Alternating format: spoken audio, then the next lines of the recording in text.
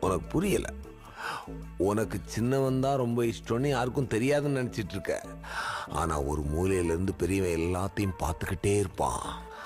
பார்த்து பார்த்து உள்ள வெறிய ஏத்துவான். யாரு மேல? என் மேல. மயிருவோம் மேல. உன் மேல இருக்கிற வெறியாகணும். உன் சின்னவன் மேல வெறிய ஏத்தி ஏத்தி நாளைக்கு நீ செத்ததுக்கு அப்புறம் சொத்து விஷயத்துல பெரியவன் சின்னவனை ஏமாத்திட்டான்னா செத்து நீ என்ன பண்ணுவ?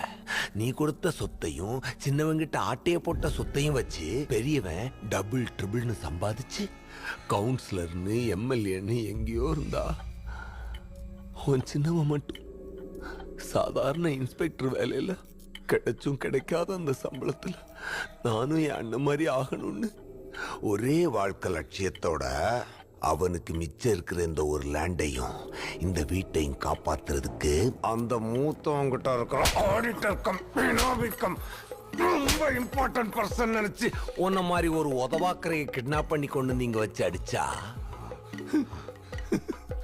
பெரியவன் போர் எடுக்கல.